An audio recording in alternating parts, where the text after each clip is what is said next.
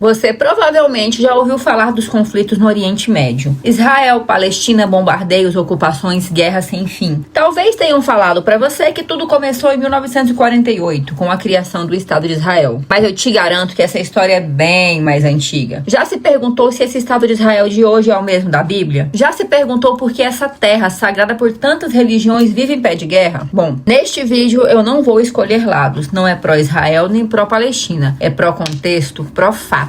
A gente vai falar da Bíblia, do Império Otomano, da Grã-Bretanha, do Holocausto, da ONU, do sionismo e das guerras que desenharam esse conflito. Porque o que acontece hoje só pode ser entendido se você souber o que aconteceu antes. Fica comigo e entenda tudinho. Então entenda que o Israel bíblico surgiu por volta de 1200 a.C., quando as 12 tribos hebraicas se organizaram na região de Canaã, onde hoje ficam Israel, Palestina, Líbano, partes da Síria e da Jordânia. Depois, sob os reis Saul, Davi e Salomão, essas tribos formaram um reino unificado. Mas após a morte de Salomão, o reino se divide em dois, Israel ao norte e Judá ao sul. Ao longo dos séculos, esses reinos foram dominados por diversas potências estrangeiras: assírios, babilônios, persas, gregos, romanos, bizantinos e, a partir do século VII, pelos árabes muçulmanos. O povo hebreu seguia a Torá, não o Corão, que é o livro sagrado dos muçulmanos, e só surgiu séculos depois. O Israel bíblico foi extinto como entidade política,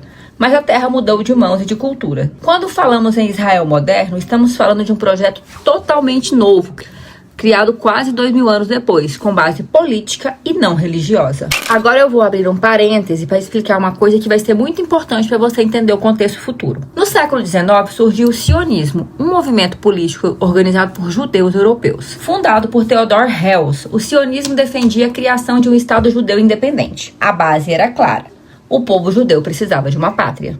E a terra escolhida foi a Palestina. Herzl e os primeiros líderes sionistas sabiam que isso não se faria com religião, mas com estratégia, estrutura e propaganda. Criaram o Congresso Sionista Mundial, levantaram capital com milionários judeus europeus e formaram milícias para a proteção. Além disso, produziram jornais, filmes, mapas e campanhas em diversas línguas, com um discurso político completamente unificado. O objetivo era convencer as potências europeias de que o Estado judeu na Palestina seria estável, moderno e útil para o Ocidente. Preste atenção nisso, útil para o Ocidente. Enquanto isso, começaram a comprar terras legalmente na Palestina, que era controlada então pelo Império Otomano e depois pelo Reino Unido. O sionismo não foi só um movimento ideológico, foi uma operação geopolítica de longo prazo, com base econômica sólida e apoio internacional estratégico. É preciso entender também por que Hitler perseguiu os judeus. Hitler não odiava os judeus apenas por religião. O antissemitismo nazista foi uma ferramenta política. Na pós-Primeira Guerra,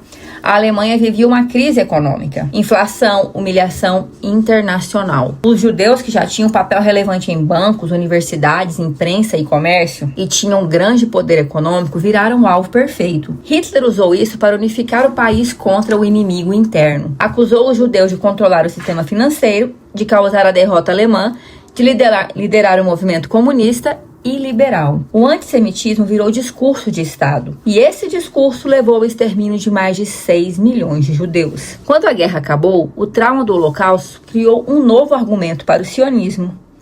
Se o mundo matou nossos pais, o mundo nos deve garantir um país, uma pátria. E foi com esse argumento e com muito capital político e econômico, é óbvio, que os líderes sionistas voltaram à mesa de negociação internacional. E aí você me pergunta, e por que a ONU aprovou a partilha da Palestina? Pois bem, depois da Segunda Guerra Mundial, a Europa estava em ruínas e os Estados Unidos surgiram como potência dominante. Os líderes sionistas, muitos deles com cidadania americana ou britânica, usaram sua articulação global para pressionar governos e a ONU. O argumento era: os judeus não têm segurança em nenhum lugar do mundo, precisam de um Estado.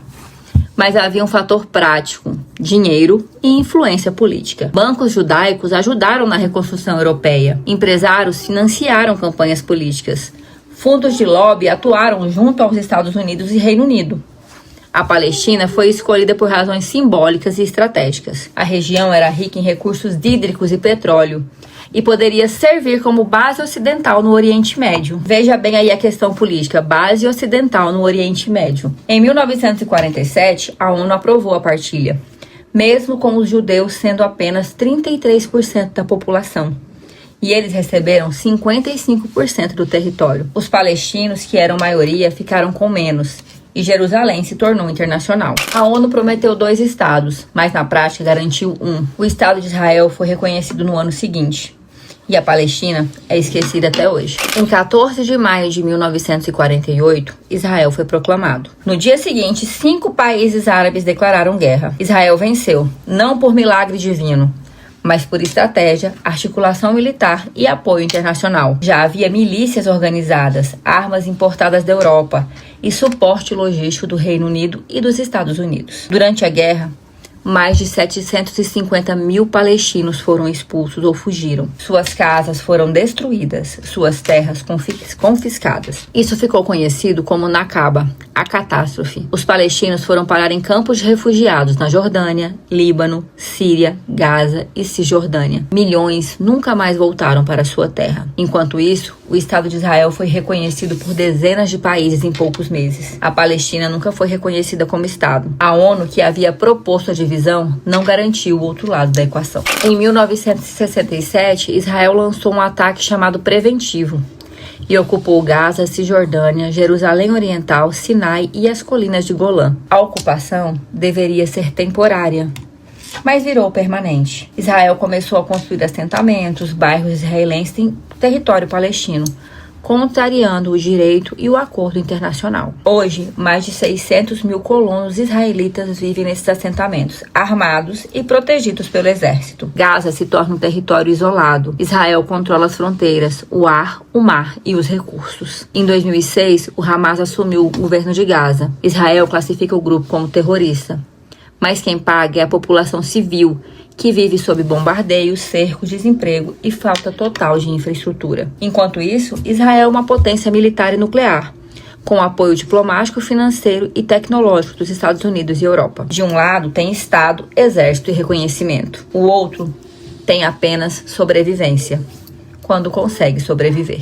Hoje, a maior parte das pessoas aqui no Ocidente sabe que Israel existe, mas pouca gente conhece a história dos 750 mil palestinos que foram expulsos em 1948. Suas casas, vilas e bairros foram destruídos. Seus nomes não estão nos mapas. Suas histórias não aparecem nos livros. Quando um foguete é lançado em Gaza, o mundo reage. Mas quando um bairro palestino é demolido, o mundo silencia. A ONU reconheceu Israel, mas nunca garantiu um Estado palestino funcional. O que era para ser um processo de paz virou ocupação permanente. Os palestinos vivem em territórios fragmentados, com muros, checkpoints e cercas. E o mundo escolheu esquecer quem foi deixado para trás. A paz não só depende de acordos, depende de lembrar quem foi apagado da história. Você não precisa escolher um lado, mas precisa entender o que está em jogo. A história da criação de Israel não é simples, não foi um milagre, não foi punição.